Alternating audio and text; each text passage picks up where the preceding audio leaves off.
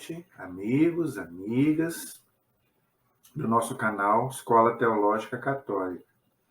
Antes da gente ir para o nosso vídeo de hoje, vamos rezar, pedir ao Divino Espírito Santo que nos ilumine nesta noite, para que Deus possa continuar nosso aprendizado sobre a doutrina cristã católica, aquilo que Deus revelou na Sagrada Escritura e também na Sagrada Tradição, e que o magistério da Igreja propõe para nós católicos, para que a gente possa ser feliz e servir a nosso Senhor Jesus Cristo.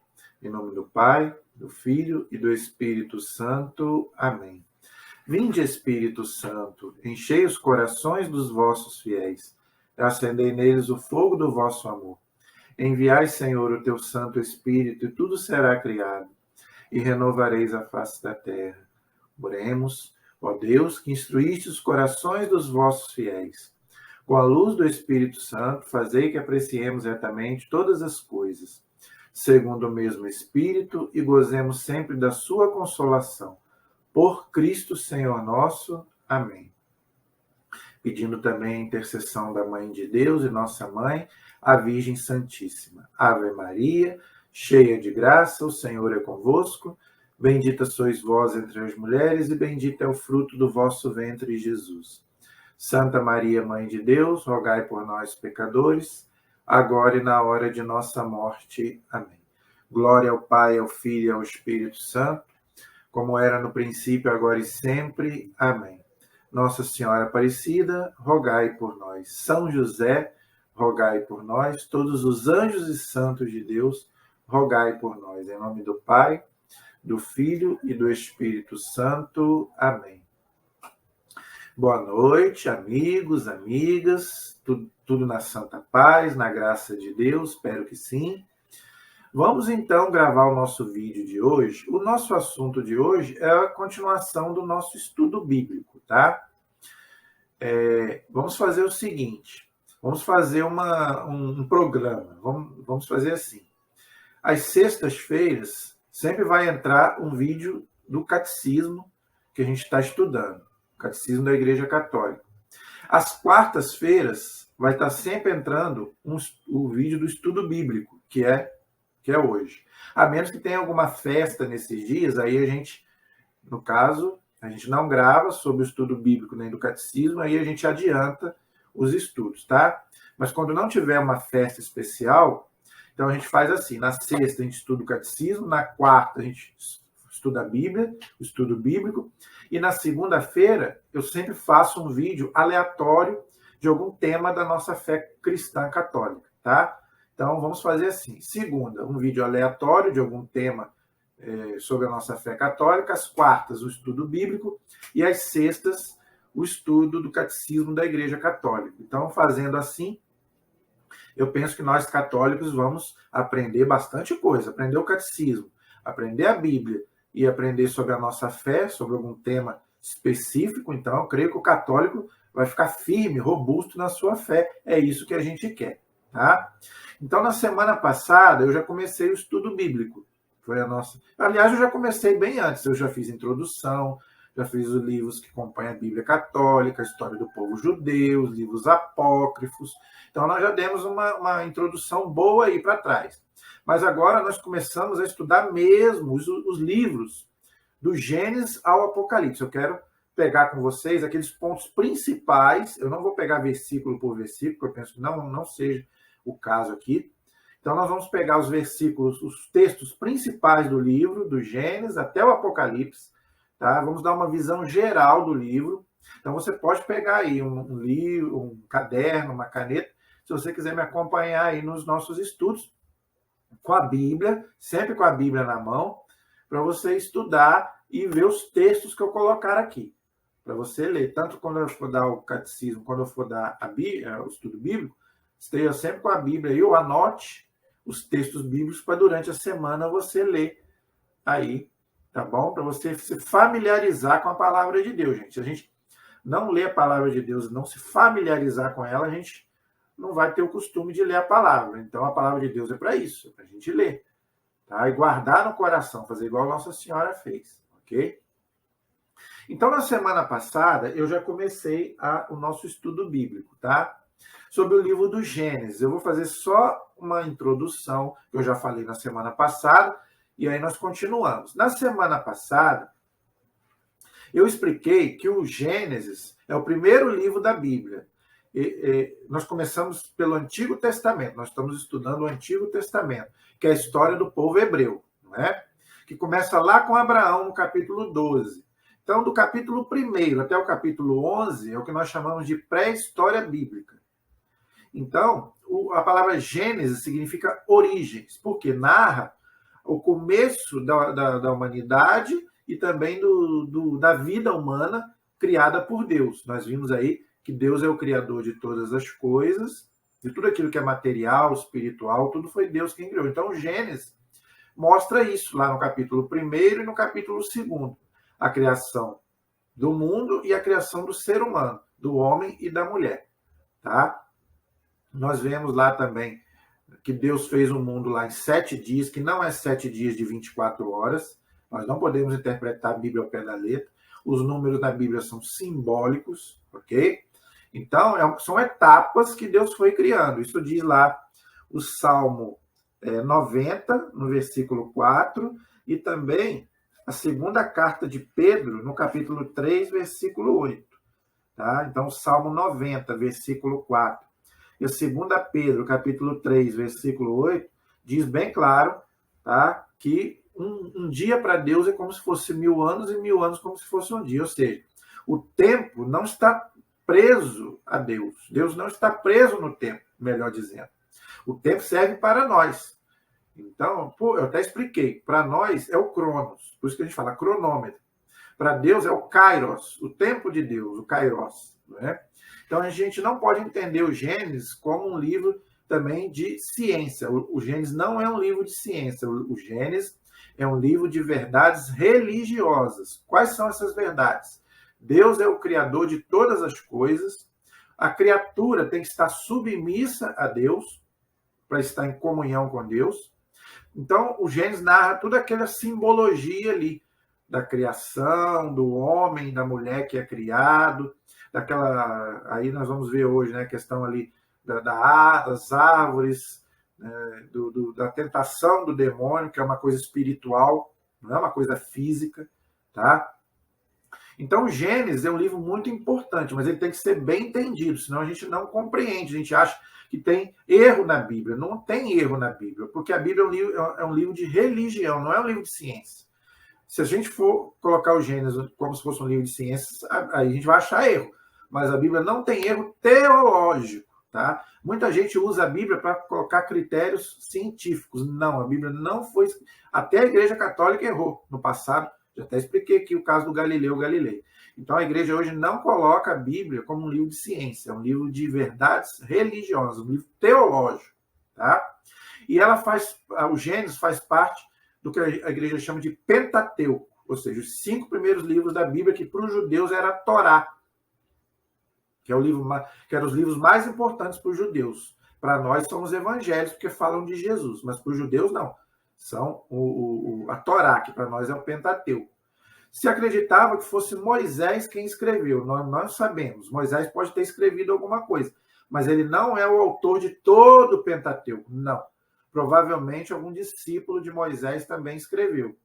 Algum lá das cortes, lá dos reis, na época de Davi, Salomão. Então, o Gênesis ele não foi escrito lá na época de Adão e Eva. É outro erro grave que as pessoas não entendem. Ele não foi escrito lá no começo da humanidade, não. O Gênesis foi mais ou menos escrito aqui na época de Davi, Salomão, dos escribas, que escreveram que a história do povo hebreu que começa lá com o Gênesis. Inclusive a pré-história bíblica, que são os 11 primeiros livros. Então, a gente vai ver que o autor sagrado ele não está preocupado com coisas científicas, ele está preocupado com nos mostrar o quê? A verdade religiosa dos fatos. Ok? Então, é isso que a gente vai ver um pouco hoje, que eu já falei um bocado na semana passada, né? Então, ele quis dizer o quê? Que Deus é o criador de todas as coisas, o pecado entrou e desorganizou tudo. Está lá no Gênesis capítulo 3, tá bom? Então, o Gênesis também conta a história dos patriarcas, Abraão, Isaac e Jacó, e do filho de Jacó, que é José. Então, nós vemos, o Gênesis tem 50 capítulos, então nós vamos passar um pouco sobre esses capítulos, tá? Então, no capítulo 1º e no capítulo 2º, é aquilo que eu falei. Ele narra, então, a criação, nós já falamos na semana passada, só que o autor sagrado, ele não tinha a visão que nós temos hoje. Por exemplo, a imagem do mundo para ele, para o autor sagrado, que é o agiógrafo, o autor sagrado, não é? Naquele tempo, era diferente da nossa. Por quê? Vou explicar. Para ele, a Terra era entendida como se fosse uma mesa plana. Não é igual a gente sabe que a Terra é redonda. Não, para ele a Terra era uma mesa plana. Tá vendo como é que ele errou cientificamente? Porque o Gênesis não é um livro de ciência. Mas isso não altera em nada a nossa fé. O importante é aquilo que eu falei. É a parte teológica, não é a parte científica. Tá? Então, para o autor sagrado, a Terra era uma mesa plana. Entendeu? A Terra apoiava-se, então, sobre colunas. Abaixo havia as águas. Então, como a Terra era uma mesa plana, abaixo tinha as águas, tá? Onde brotavam as fontes e também a região dos mortos, que se chamava Sheol.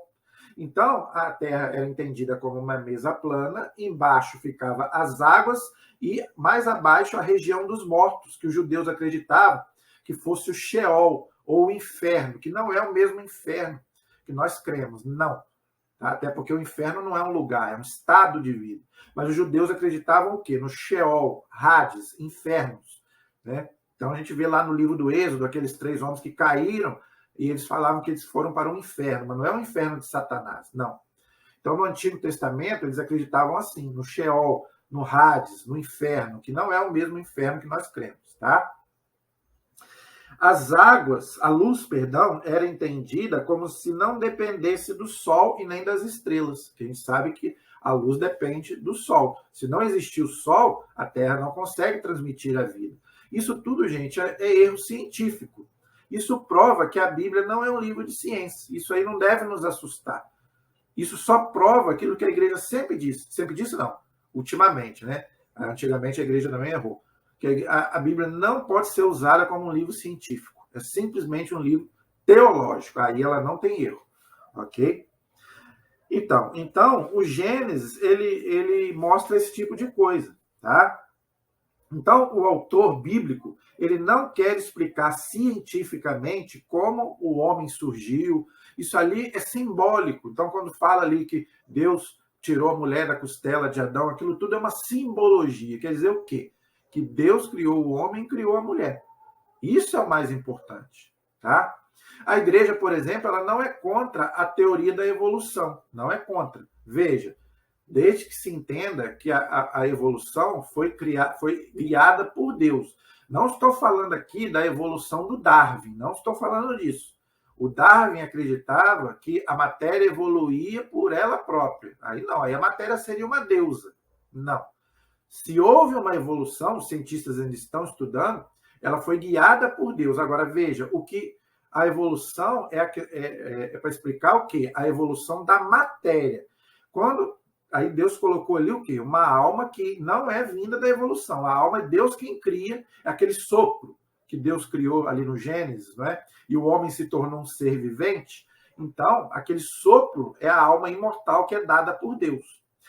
Tá? E a questão do Big Bang, que também já é provado, o Big Bang já é provado, que o universo começou através daquela partícula, né, que a igreja chama de bóson de Higgs, né, a partícula de Deus, foi um padre quem descobriu, o padre Georges Lamette, belga, que era amigo do Einstein, que era judeu, e os dois eram cientistas, e o Einstein falou, não, sim, realmente o padre está correto, o universo começou com o Big Bang. Isso, gente, não altera em nada a nossa fé. Como eu já falei, isso são coisas científicas. Tá? Adão e Eva existiram? Existiram. Foram os primeiros pais, o primeiro homem e a primeira mulher. Se chamava Adão e Eva. Agora, como eles existiram? Quantos anos eles existiram? Isso aí é a ciência que vai dizer, não é a igreja. Tá? Porque isso aí não é a parte teológica, isso aí é a parte científica. Ok? Mas não altera em nada a nossa fé cristã. Agora, quando eu falo de evolução aqui, eu não estou falando de macaco, não, tá? Eu não estou dizendo, não estou falando que nós viemos de macaco, nada disso. Tá? Não estou falando isso. Eu estou falando que se houve uma evolução, ela foi guiada por Deus e Deus colocou ali uma alma imortal, que não vem da evolução. Porque a alma é Deus quem dá, é Deus quem cria. Ninguém pode dar alma a ninguém. Eu já expliquei aqui que a igreja não aceita o aborto. Por quê? Porque no momento da concepção, quem faz é o homem e a mulher, através do ato sexual. Mas na hora que o óvulo, né, é fecundado pelo espermatozoide, Deus coloca ali uma alma imortal que nunca existiu. Por isso que a igreja não acredita em reencarnação. Tá? Então, mesma coisa aconteceu lá. Se houve uma evolução, aquele sopro foi Deus quem colocou. Então, a alma não veio da evolução, somente o corpo. Se houve uma evolução, os cientistas ainda estão estudando essa questão, ok? Então, não estou falando nada de macaco aqui, me entendam, tá? A palavra hebraica Adão significa homem, olha aí. Então, não é um nome próprio, como o meu, por exemplo, o seu. Não estou falando que quem chama Adão não seja um indivíduo. Não estou falando isso. Estou falando que aquele primeiro Adão lá que Deus criou, quer dizer o quê? Deus criou o homem, o ser humano, tá? Então, significa, a palavra Adão, no hebraico, significa homem. A palavra Eva, olha aí, interessante.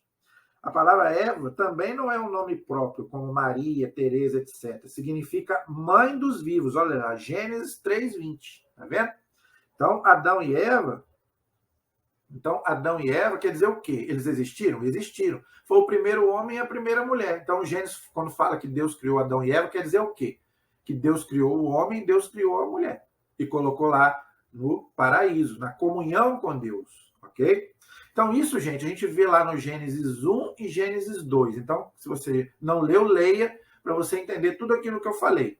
Tá? Toda a criação que vem de Deus, Deus é o criador de todas as coisas, ninguém criou Deus, já expliquei sobre isso. Deus é incriado, sempre existiu, sempre vai existir.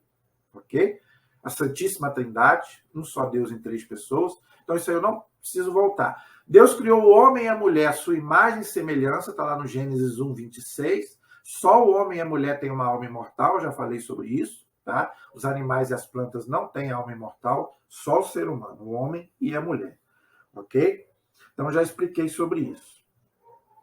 A questão, ali no Gênesis 2, fala que Deus criou ali o paraíso, criou o homem e a mulher e colocou no paraíso terrestre. Esse paraíso terrestre, gente, é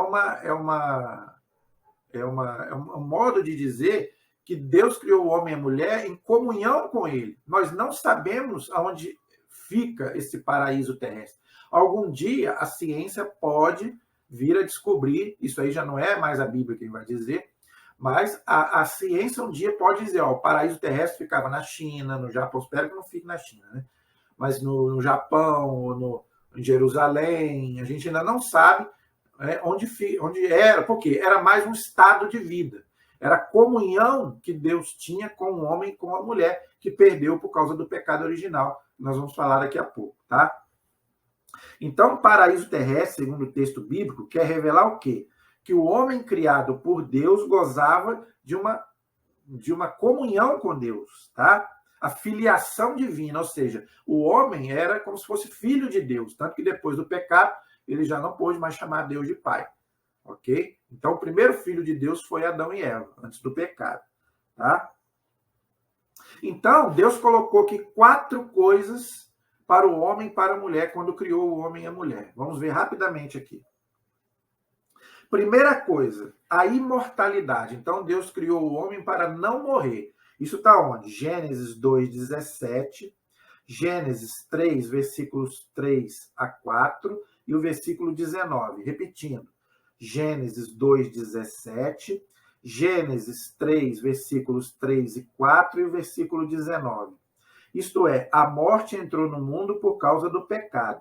Sem este, o homem não morreria de maneira dolorosa como hoje ocorre. Então, se não houvesse o pecado, ninguém ia morrer. O homem e a mulher não iriam morrer. Está lá no livro da Sabedoria, no capítulo 2, versículos 23 e 24. Esse texto é muito bom, explica muita coisa, tá? Então, a primeira coisa, o homem foi criado para não morrer. Segunda coisa, a impassibilidade. O que quer dizer isso? A ausência de sofrimento. Então, o homem também não iria sofrer. nem na parte física e nem na parte espiritual. Não ia haver dor, lágrimas, nada disso. Nenhum sofrimento haveria. Pois o sofrimento é consequência do pecado. Olha aí. Gênesis 3,16 e Romanos 6,23. E também Eclesiástico, capítulo 38, versículos 10 e 15. Esse texto de Eclesiástico ele é muito interessante. Ele fala que Deus criou a medicina e o médico também para nos curar. Tem gente aí que não gosta de ir no médico. Não, se a gente está doente, tem que ir ao médico. Ah, eu não vou no médico e Deus vai me curar. Não faça isso. Se você fez uma oração, Deus te curou, amém, aleluia. Mas se Deus não te curou, não fique doente em casa. Vá procurar o médico, porque foi Deus quem criou o médico e a medicina, ou seja, os remédios. Então, Deus cura também pela medicina. Igual nós estamos aí no Covid, não vou tomar remédio, não vou usar máscara. Gente, não faça isso. Tá? Deus cura pela medicina. Está bem claro lá. Eclesiástico, capítulo 38, versículos 10 e 15. Aliás, o Eclesiástico 38 todo fala disso. Eu só coloquei aqui 2 versículos. Mas o Eclesiástico 38, ele fala muito, explica muito bem sobre essa questão do médico e da medicina, ou seja, dos remédios. Então, Deus cura também. Deus pode curar pela fé? Lógico. Se você fizer uma oração e Deus te curou, amém. Pode acontecer. Mas isso não é regra. Tá? Pode fazer. Inclusive, Deus trabalha com as duas coisas. Você pode fazer a oração e pode também ir no médico e tomar o seu remédio. Então, as duas coisas, Deus colocou as duas coisas, a fé e também a ciência, ou seja, a medicina. Ok? Isso tudo é consequência o quê? Do pecado. 3. A integridade, isto é, estaria livre da concupiscência da carne, a tendência ao pecado. Então, a gente não teria essa inclinação ao mal que nós temos hoje. O homem, ou seja, ele foi criado praticamente, não de perfeito, porque só Deus é perfeito, mas num estado, agora fala aqui, de integridade, vamos dizer assim. Né? Está lá no Gênesis 2:25 e Gênesis 3, do 7 a 11. Os seus instintos, olha aí, o instinto do ser humano, estavam submissos à razão e à fé. Romanos, capítulo 7, versículos 14 a 25, aquilo que São Paulo fala. Eu quero fazer o bem, mas eu não consigo, eu acabo fazendo o mal. Isso não aconteceria se não houvesse o pecado. Isso aqui é antes do pecado, tá? E 4, ciência moral e infusa, que os tornava aptos a assumir as suas responsabilidades diante de Deus. Então, o homem, ele tinha, vamos dizer assim, a ciência plena daquilo que ele era, ou seja, que ele era uma criatura que Deus é o Criador. Não é igual hoje, que o homem se acha, se coloca até mesmo no lugar de Deus. Eu já expliquei sobre isso, tá? O Gênesis fala de 2 árvores, então fala lá de 2 árvores. A árvore da ciência do bem e do mal e a árvore da vida. O que quer dizer aquelas árvores? É simbólico, tá? Não tem fruta, não tem nada. Não sei onde o povo tira maçã. A Bíblia não fala de maçã, não fala de nada. Né? As 2 árvores da ciência do bem e do mal e da vida, que está lá no Gênesis 2:9, era um símbolo religioso muito frequente na antiguidade. Olha, então é um símbolo, tá? A árvore, o próprio Jesus usou desta imagem, dessa simbologia. Isso está lá em João capítulo 15. Jesus usou esse símbolo da árvore quando ele fala: eu sou o tronco, vós sois os ramos. Olha aí, o próprio Jesus usou a simbologia da árvore, entendeu? O que o autor sagrado quer dizer? Então isso é simbólico, ok? A árvore da ciência do bem e do mal simboliza que o homem e a mulher deveriam submeter-se à vontade do Criador, entendeu? Mesmo sem compreender os mistérios de Deus. Então a gente não consegue entender Deus. Só que o homem, ele tinha que obedecer a Deus, e ele preferiu obedecer o diabo. Tá? Mas antes, Deus colocou aquela árvore simbólica ali para quê? Você não vai comer daquela árvore. Se você comer, você vai morrer. Ou seja, não me desobedeça. É isso que Deus colocou para eles. E a árvore da vida quer dizer o quê? Que o homem, se ele não tocasse na árvore do bem e do mal, ele poderia comer aquela árvore que simbolizava o quê? A vida, ou seja, a imortalidade. Como o homem pecou, ele já não pôde mais comer da árvore da vida. Então, Deus colocou o quê? Anjos ali para guardar aquela árvore e o paraíso, e o homem foi expulso do paraíso. Ou seja, simboliza o quê? O pecado entrou, a comunhão com Deus foi rompida. Só quando Jesus veio, é que foi restabelecido. Eu já expliquei sobre isso, tá? Então, agora, o capítulo 3 vai falar do pecado original. O pecado original, nós já estamos estudando no catecismo da igreja, tá? Já terminamos, fizemos aí, acho que umas 2 aulas sobre o pecado original. Eu só quero mostrar aqui um livro muito bom para quem quiser adquirir, O Pecado Original, o que a igreja ensina. Por quê? Porque tem seitas que falam que o pecado original não existe, e existe, e foi o pecado que desgraçou toda a humanidade, tá? Inclusive tem aqui o símbolo de uma árvore, ó. Então você pode adquirir esse livro aí nas livrarias católicas, muito bom, tá? É o ensinamento da igreja, dos papas, dos santos, e o que está na Bíblia e na tradição da igreja, logicamente. O Papa Bento XVI, ele pregou muito sobre o pecado original, e ele é um dos maiores teólogos da igreja. Então eu aconselho a você, que é católico e gosta de estudar a fé católica, de você ler aí. Se você é fã do Papa Bento XVI, como eu sou, você pode ler aí esse livro muito bom, explica sobre o pecado original. Então, o pecado original, que está lá no Gênesis 3, eu vou passar assim rapidamente, porque nós já falamos, né, já fizemos umas 2 aulas aí sobre isso, tá? Então, o pecado original, ali no capítulo 3, quer dizer o quê? Que o homem e a mulher, influenciados pelo demônio, preferiram servir ou seguir o mal do que a Deus. É isso que quer dizer o pecado original. Por quê? Porque o demônio é mentiroso. Então, o demônio fez o quê? Enganou Adão e Eva, não é? Por isso que Jesus chama o demônio de homicida, desde o início, mentiroso e pai da mentira. João 8,44. Então, cuidado, porque o demônio, ele é mestre na enganação. Por isso que muita gente cai na lábia dele. Então, ele vem para te enganar, e ele pega na sua fraqueza. Então, não mexa com ele, como diz Santo Agostinho. Não, ele é igual um cão, né, preso, mas se você for lá mexer com ele, ele te morde. Então, cuidado. Se afaste dele, faça igual os santos. Vamos afastar do mal e ficar junto com Deus, para que aí, né, ele fique longe de nós. Porque ele é terrível, ele é mentiroso e ele te engana. E ele engana muita gente, muitos cristãos, tá? O escritor sagrado simbolizou o demônio como uma serpente. Então, é uma simbologia, gente. O demônio não é uma serpente, não é um dragão, nada disso. É simbologia, tá? Por quê que o Gênesis trata o demônio como uma serpente? Por quê? Porque a serpente, na antiguidade, era o símbolo dos homens maus. Olha aí. Está lá no Gênesis 49, versículo 17. Olha aí, esses textos mostram o quê? Que a serpente simbolizava o mal, tá? Gênesis 49, 17, Isaías 59, versículo 5, vou repetir bem devagar para você anotar aí. Gênesis 49, 17, Isaías 59, versículo 5, profeta Miqueias, capítulo 7, versículo 17, o livro de Jó, capítulo 20, versículos 14 a 17, e o Salmo 140, versículo 4. Então, esses textos mostram que a serpente era tido como um símbolo do mal. Por isso que o autor sagrado introduziu o demônio como se fosse uma serpente, mas o demônio não é uma serpente, ok? É só uma simbologia, tá? Para os cananeus, que eram povos pagãos, a serpente era também a divindade associada à vida e à fecundidade. Olha só que terrível. Então, os cananeus, eles adoravam a serpente como uma deusa. Por isso que lá, quando Israel foi picada por aquelas serpentes, Moisés fez aquela serpente de bronze. Simbolizava o quê?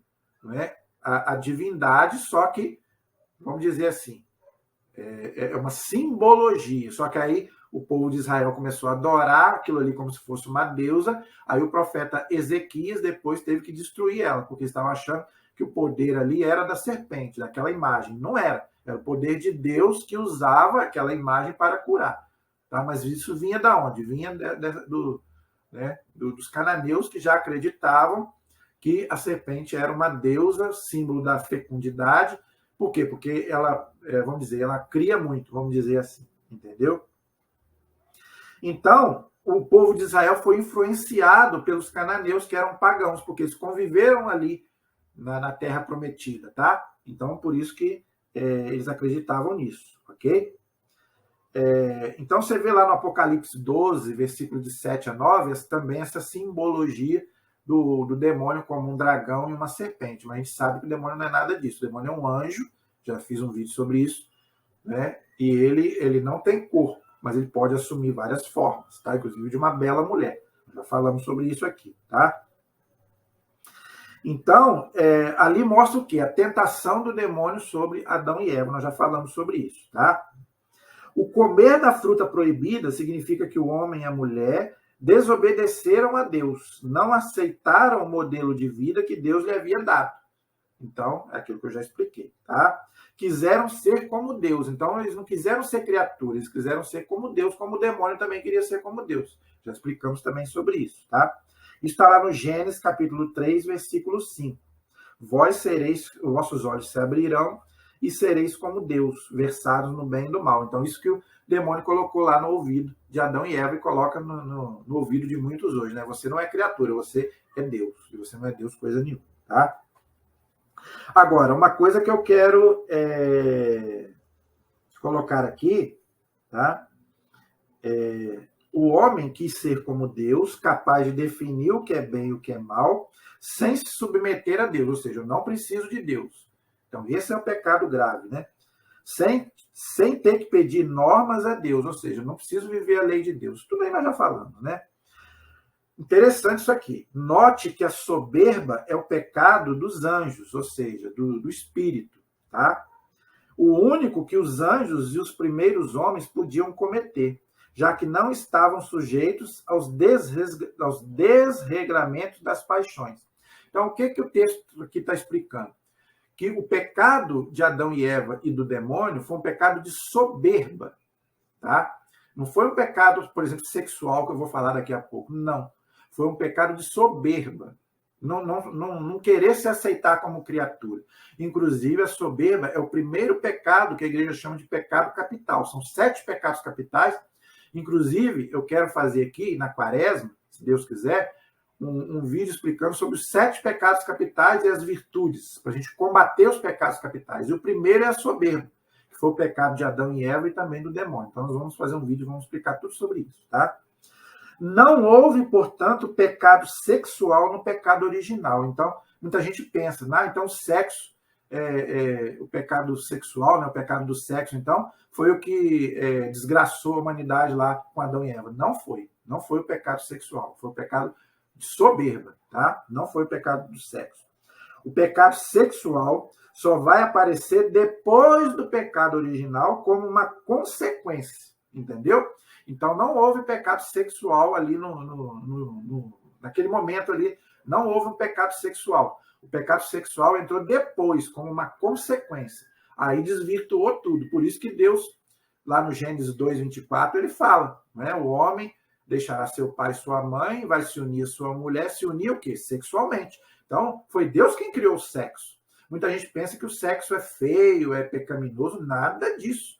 O sexo é bom porque foi Deus quem criou, está lá no Gênesis. Agora, depois do pecado, aí desvirtuou o sexo. Inclusive, contra a natureza, nós sabemos o que é. Deus criou homem e mulher. Está bem claro lá no Gênesis 2:24. Tá, gente? Eu tenho que falar aqui porque está na Bíblia. Tá? Então, Deus criou Adão e Eva, homem e mulher. E os fez ali bonitinhos, inclusive fisicamente. Todo mundo sabe o que eu estou querendo dizer aqui. No ato sexual, Deus já colocou direitinho os órgãos genitais. Outra coisa, órgãos genitais. Genitais vem de quê? Gênese. Gênesis vem de quê? Gênesis. Do livro do Gênesis. Então, Deus criou os órgãos genitais ali do homem e da mulher certinho para o ato sexual. Todo mundo sabe, eu não preciso falar aqui. Entre homem e mulher. Então, entre homem com homem, mulher com mulher, não está dentro dos planos de Deus, gente. Eu tenho que falar isso aqui porque isso é bíblico, a igreja ensina, o cristianismo ensina. Quem não quer aceitar isso, quem não quer viver isso, paciência. Agora, se você é cristão, se você é católico, você não pode defender outra coisa. Ideologia de gênero, essas coisas estão aparecendo aí. Casamento de pessoas do mesmo sexo, você tem que respeitar. Se você tem conhecidos, amigos, pessoas na família, respeite, ame. Jesus amou a todos. Mas você tem que colocar a verdade é verdade, gente. Aquilo que é a verdade, nós não podemos fugir dela. Agora, você também não vai fazer discriminação. A igreja não é homofóbica. Agora, a igreja fala a verdade. A igreja nunca vai fazer um casamento de pessoas do mesmo sexo, porque não está dentro do plano de Deus. Tá? Inclusive sexualmente. Então, sexo... Não estou falando só do pecado de homossexualidade, não. Todo pecado sexual. Prostituição, masturbação, fornicação, todo. Nós vamos, quando a gente for estudar moral católica, nós vamos estudar isso tudo. Os pecados capitais também. Quando nós for falar da luxúria, nós vamos falar sobre isso um pouco. Tá? Então, todo esse desvirtuamento do sexo, inclusive da gente achar que o sexo é sujo, se o sexo fosse sujo, não nasceria uma coisa maravilhosa que é uma criança. Há uma coisa mais maravilhosa do que uma criança? Não. Quando ela nasce, aquela maravilha que a gente fica encantado. Então, se o sexo fosse ruim, então não nasceria uma criança maravilhosa como a gente vê que nasce. Então, o sexo não é ruim. O que é ruim é o mau uso do sexo. Como é ruim, por exemplo, a faca. A faca é ruim? Não. Sem faca, você não consegue cortar nada. Agora, se você usar a faca para matar o outro, não é que a faca é ruim, você usou mal a faca. Mesma coisa é o sexo. O sexo é maravilhoso, foi Deus quem fez. Tá? Não há nada errado nisso. Desde que seja entre homem e mulher no casamento, no matrimônio. É o que nós vamos ver quando a gente for estudar sobre os sacramentos e a questão do pecado. Tá? Então, as consequências do pecado original foram terríveis, isso aí nós já falamos, né?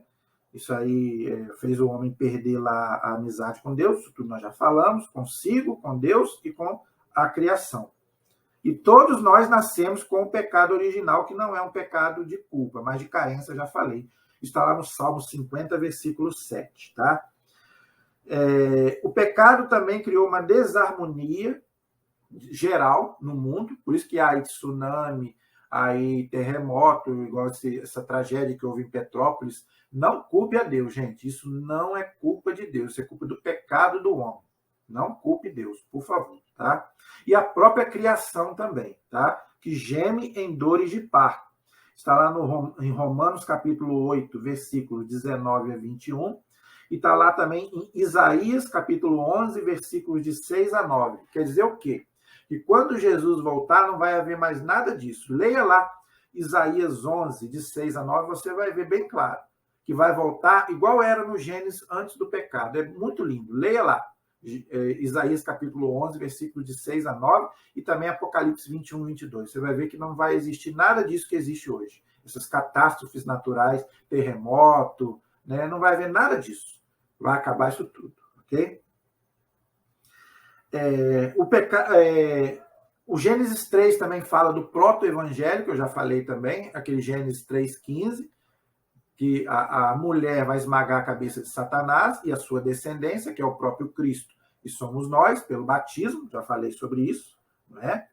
A mulher, Deus colocou inimizade entre a serpente, que é o demônio, e os descendentes da mulher, que somos nós e Jesus, e a mulher é quem? É a igreja e é a Virgem Maria. Isso está lá em João capítulo 2, versículo 4, e João capítulo 19, versículo 26, que Jesus chama Maria de mulher. Então, aquela mulher do Gênesis 3,15 é a igreja e também a Virgem Maria. Tá? E você vê também lá no Apocalipse, capítulo 12, versículo 1. Ok?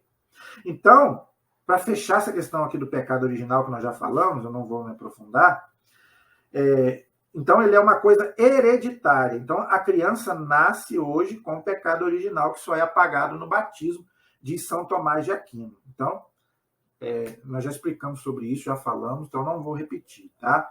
Então, todos nós temos que batizar crianças por causa do pecado original, ok? Então, depois do pecado original, a natureza humana foi ferida, tá? Por isso que a gente tem todas essas coisas erradas que nós já falamos. Então, os nossos pais não puderam passar a graça santificante para Deus, para os nossos filhos, ok? Então, por isso que acontece esse tipo de coisa que eu já expliquei aqui, ok? Então, não tem nada a ver com sexo, também já falei, não é? Depois você leia lá também Romanos, capítulo 6, versículo de 3 a 4. Fala que no batismo nós morremos para o pecado e nascemos para a graça de Deus. Romanos 6, de 3 a 4. Tá? E 1 Timóteo, capítulo 2, versículo de 5 a 6, fala que só Jesus Cristo é que nos resgatou e nos salvou, não é? da prisão do demônio. A gente estava preso pelo demônio por causa do pecado original, que Jesus Cristo nos resgatou pelo seu sacrifício na cruz. Isso está lá em 1 Timóteo, capítulo 2, versículo de 5 a 6. É o que nós chamamos lá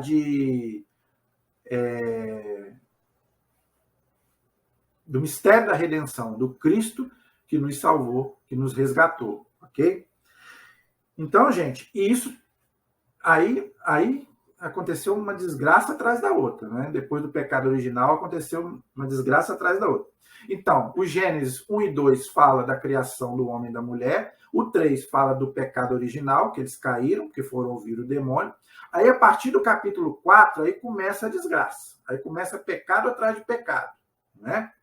Então, agora nós vamos colocar aqui Caim e Abel. Muita gente pergunta. Vamos lá, vamos estudar sobre o Gênesis capítulo 4, Caim e Abel. Adão e Eva tiveram 2 filhos. Vamos lá, vamos estudar sobre Caim e Abel.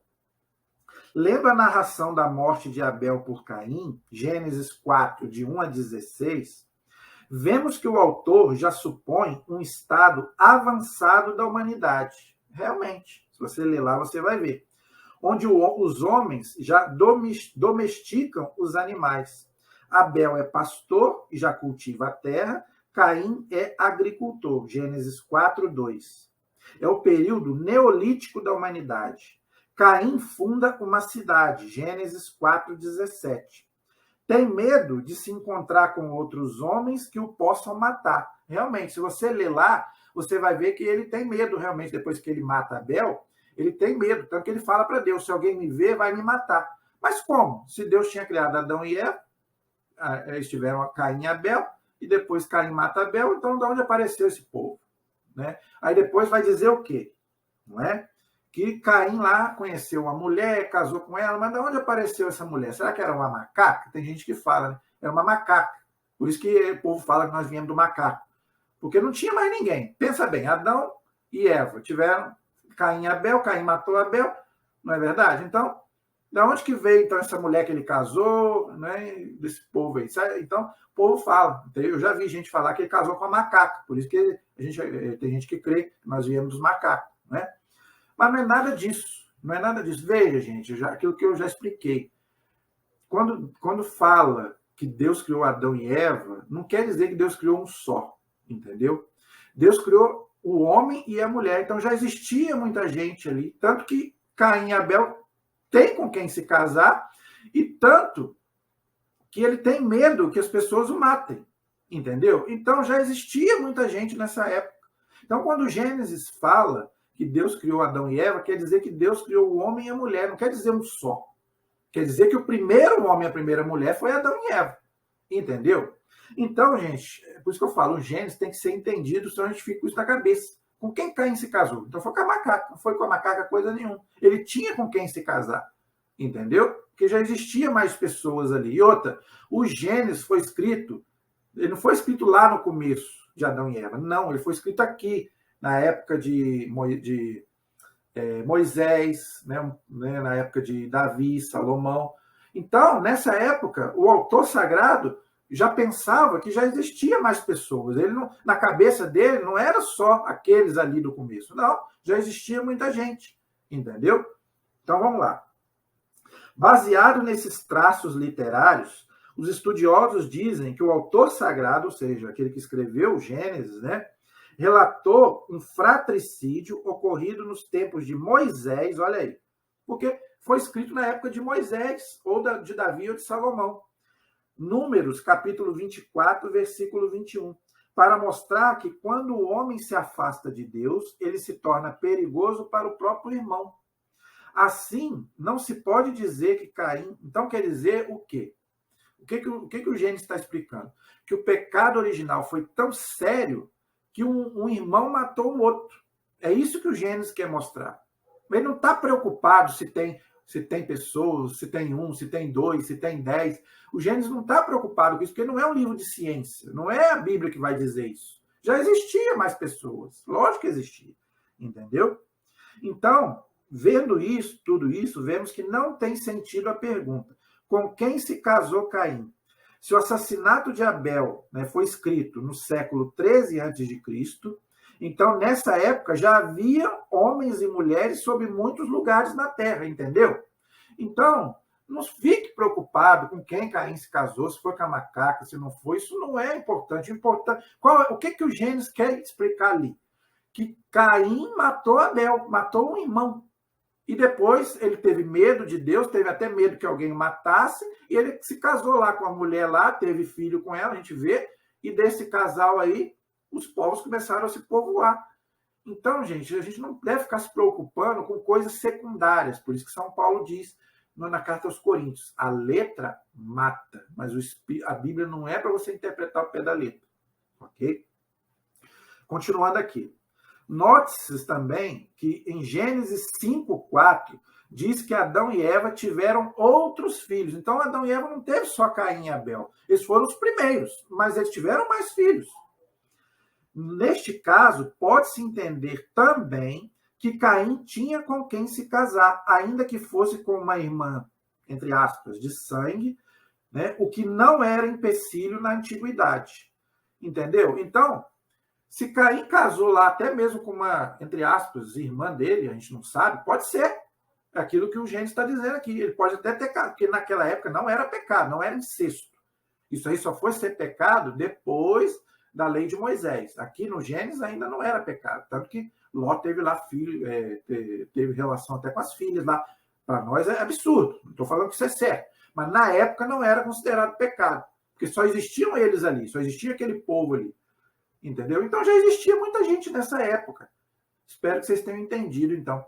Então, explicando. Caim e Abel. O pecado entrou na humanidade a ponto de, por inveja, que a Caim tinha inveja de Abel. Isso que é o mais grave. Caim tinha inveja de Abel, por causa de inveja ele matou o irmão. Entendeu? Isso é o mais importante. Agora, ele tinha mais pessoas ali. Com certeza tinha. Entendeu? E o capítulo 5 do Gênesis, ele vai colocar ali a lista de alguns homens e mulheres, né? Homens, né? Na verdade, não tinha mulheres, porque a Bíblia foi escrita num contexto muito machista. A mulher, nessa época, não tinha vez. Então, só falava do homem, né? Então, a gente não pode esconder isso. Realmente, infelizmente, naquela época era assim. Então, no Gênesis capítulo 5, ele dá ali a lista de muitos homens ali, começando com Adão até Noé, tá? Então, no capítulo 5, ele pega lá desde Adão até Noé. E ele coloca ali vários homens ali, a vida deles, e coloca ali que eles nasceram, viveram e morreram com 900, 1000 e pouco, né? Matusalém morreu com vários anos, todos eles. Veja, não interprete isso ao pé da letra, gente. Lembra aquilo que eu falei? O Gênesis e os números não podem ser interpretados ao pé da letra. Não quer dizer que eles viveram esse tempo todo. Não é. Quer dizer o quê? Quanto mais a pessoa serviu a Deus, mais ela viveu. É isso que quer dizer. Então, você deve interpretar o quê? Se um homem viveu 1000 anos e o outro viveu 500, aquele que viveu 1000 andou muito mais com Deus do que aquele que viveu 500, entendeu? Essa é a interpretação. Então, aqueles mais fiéis a Deus viveram mais. Os menos fiéis viveram menos. Essa é a interpretação, tá? Outra coisa, diz ali no Gênesis capítulo 5, cita ali Enoque, fala que ele foi arrebatado ao céu. Ninguém foi para o céu, ninguém, nem Enoque, nem Elias. Também, depois, lá no livro dos Reis, vai falar que Elias também foi arrebatado. Ninguém foi para o céu, porque o céu estava fechado por causa do pecado. Então, quer dizer o quê? Que Enoque, de todos aqueles ali, foi o que andou mais com Deus, ou seja, que mais serviu a Deus, tanto que Deus, simbolicamente, o levou. Levou o quê? Para aquela comunhão com ele, mas não naquele momento. Quando Jesus veio, né, vamos dizer assim, no sábado santo, Jesus desceu à mansão dos mortos, ele resgatou aqueles justos. E Enoque foi um deles, Elias e todos aqueles que eram justos. Ok? Muita gente pergunta, Adão, o primeiro homem, foi resgatado por Deus? Não sabemos. A igreja não tem uma certeza 100%, mas uma tradição da igreja diz que sim, que Deus perdoou Adão.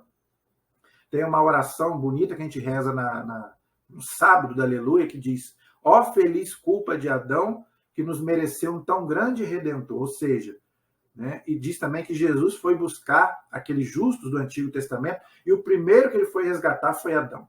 Então, há uma tradição muito forte, a Bíblia não fala sobre isso, mas a tradição da igreja diz que provavelmente Adão se salvou e foi para o céu depois da ascensão de Cristo.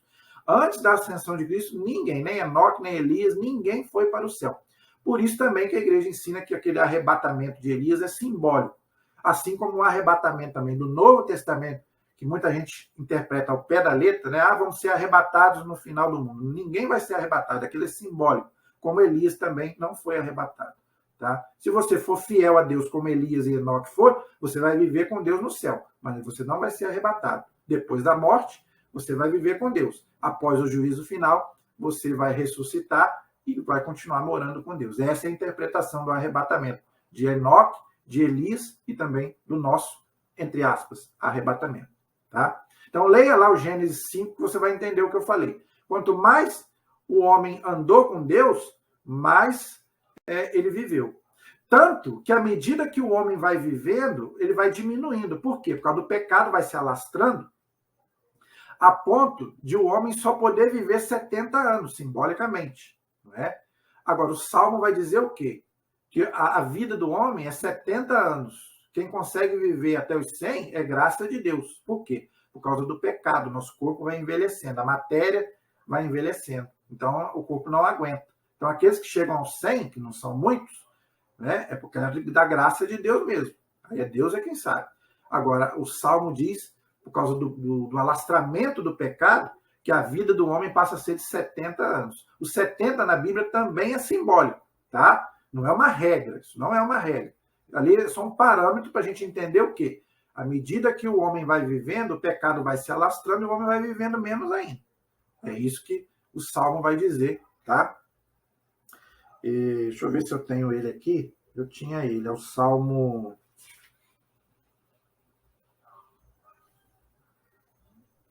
90. É o Salmo 90, só que agora eu não tenho ele aqui. O texto do Salmo, eu não coloquei aqui, mas eu vou ver e depois eu trago num próximo vídeo qual é esse Salmo que diz que a nossa vida é de, no mínimo, 70 anos. Passou dos 70 anos, é graça de Deus, tá bom? Eu sei que é o Salmo 90, mas eu agora não tenho aqui o versículo aqui, eu vou colocar depois para você entender. Tá bom, gente? Então, nós paramos aí no Gênesis capítulo 5.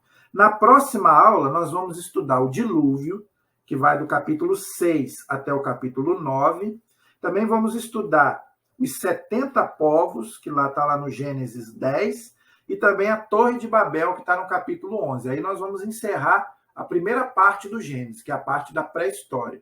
Aí, se Deus quiser, mais para frente, aí nós vamos começar os patriarcas, Abraão, Isaac, Jacó, José, e aí, sucessivamente, o restante do livro do Gênesis, todos os livros da Bíblia, vamos fazer um resumo aí. Tá bom, gente? Espero que você tenha gostado da nossa aula de hoje, tá bom?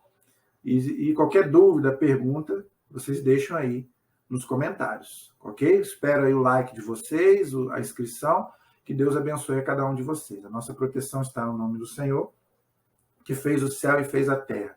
Estivemos e permaneceremos todos unidos, em nome do Pai, do Filho e do Espírito Santo. Amém. Até a próxima, que Deus abençoe a todos.